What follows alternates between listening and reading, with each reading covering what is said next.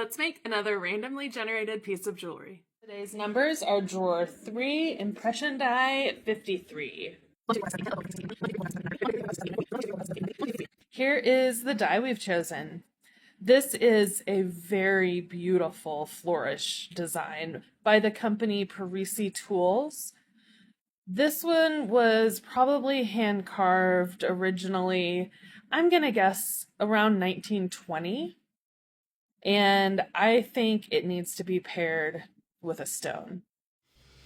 First up, I head over to my 2010 hydraulic press.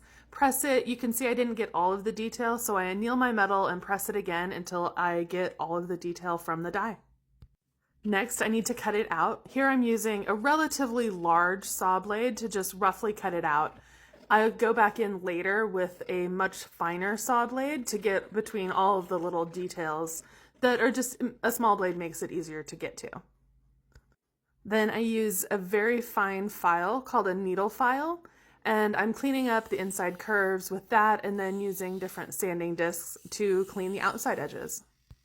The main goal here is to remove all of the marks left by sawing. And now it's time to work on the bezel for the stone I've chosen. This is the bezel cup, and I am coating the inside with Sharpie. This is going to act like a layout fluid, so I can place my stone in, use a sharp tool to scribe where the stone meets the bezel wall, and that will show me where I need to cut down the bezel wall so that it's not too tall for the stone.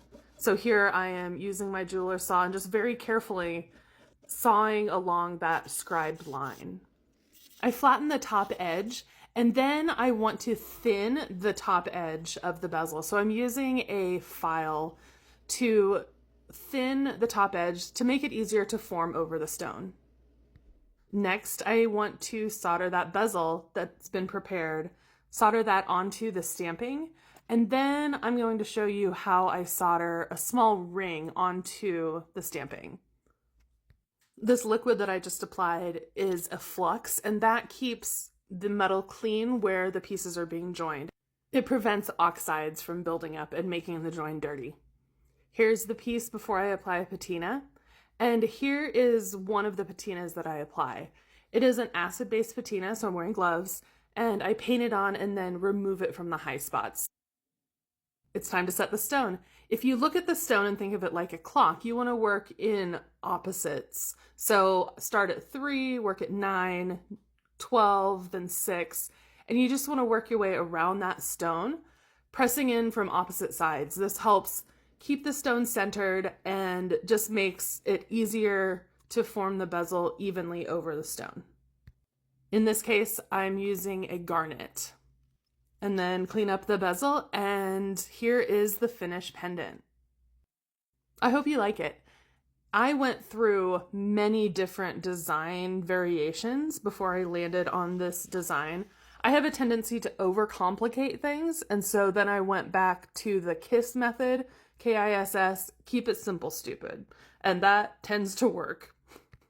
If you want to play along, I need you to leave me 2 numbers in the comments. Number 1 through 8 to determine which drawer I'll pick, and number 1 through 85 to determine which die from that drawer I'll choose. Thank you all. I really appreciate all of the interactions and the comments. Be sure to share this with anyone you think would like to join the party, and I will see you in the next video. Thanks.